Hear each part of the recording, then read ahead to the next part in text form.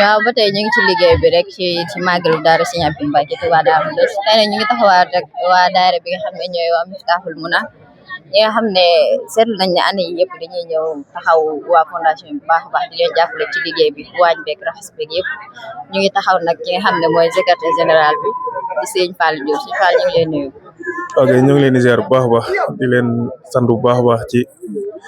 bis bi nga xamante ni ñu ngi leen di sant bu baax a baax te di leen ziare ci bis bi nga xamante ni bis bu màgg bi ngeen di amal at mu jot fii daara Serigne Abibou ngeen yàgg ko ànd ak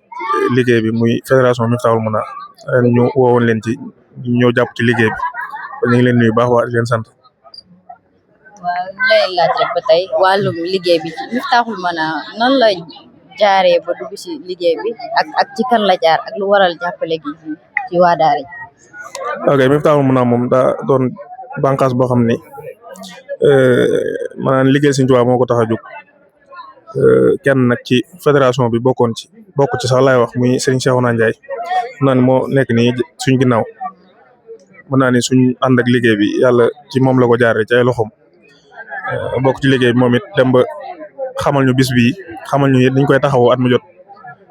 suñ borom def ba ñu dem ba ànd ak ñoom liggéey bi ba bu excédé ñu koy yëgal ñu ñëw di jàpp ci liggéey bi ni nga xam ne mën nañ ko cee jàppee yàlla dogal nag at mu jot day tombeek suñ bis bi nga xamante ni moom la ñuy waajal at mu jot muy sant Serigne Saliou gi ñu amal jege gum jege nag moo tax xëy na sax mbooloo mi xaw a néew lool waaye teewul ñu ci bari ci mbooloo mi dañ koy bàyyi xel ba bu excès ñi nga xamante ni mën nañoo ñëw jàpp ci liggéey bi ñëpp ñu mobiliser leen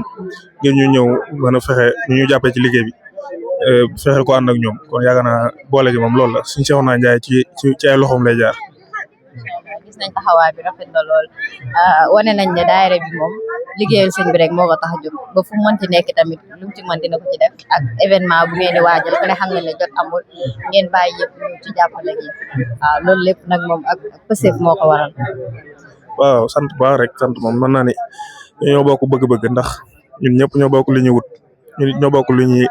sàkku ci sëriñ bi ñun ñëpp moom la ñuy liggéeyal kon yaakaar naa ñun ñëpp benn lañ kon lu ci waaye def rek morom ji la ko defal waaw loolu moom amul jarul sant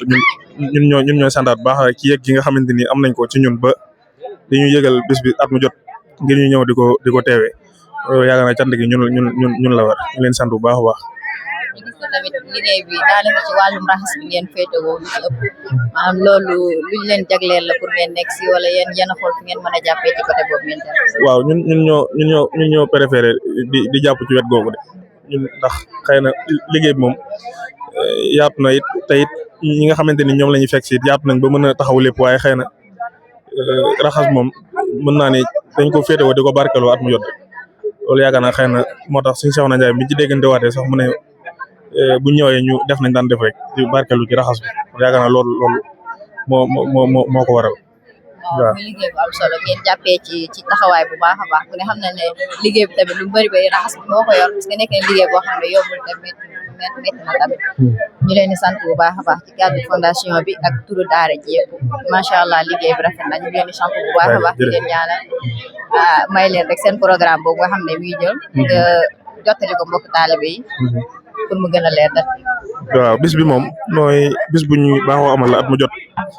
di ci sant Serigne Saliou ndax moom moo ñu ci joxoon ndigal en 1993 biñ ko doog a jébale ji liggéey bi mu joxoon ñu sàkk woon ci moom bis boo xamante ne dañ koy amal at mu jot di ci muy doon bisu ñaan ak bisu sant mu joxoon ñu ci ndigal ne ñu dee leen ma ci ñaanal saa yu excédé te it bis boobu moo dëppoo it ak bis bi nga xamante ni ci la fi bàyyi ko woon ndax booba dañoo waajoon ba war koo ziyaare ji yàlla suñu borom dogal mu génn àdduna te it bis boobu moo tombé woon nag bisu cant gi nga xam ne moom la ñu waajal ba bañ cee excès sax dañoo mujj obligé li nga xamante ni moom la ñu waroon a defee cant gi yëpp ñu ko mujj ñaanalee ko ci bis bi jënd ci ay nag li nga xam ne moo ci ànd yëpp ñu def ko ci ñaan gi bis boobu nag moom la ñuy waajal le 5 bii nga xam ne moom lañ jëm muy àjjuma bi ñu dëgmal kii le 5 juin incha allah ñu ciy woo nag bépp jullit dawat na seen fédération bi nga xamante ni ñun ak ñoom léegi mu yàgg kon ñu ngi leen ci woo bu baax a baax incha allah rabbi. incha allah kon bés baa ngi noonu le 5 juillet lay doon 2026 waa daayira Miftahul Muna ñoo koy amal di ci woo mbokki jullit yi ak mbokki taalibe yëpp incha allah jërëjëf. jërëjëf.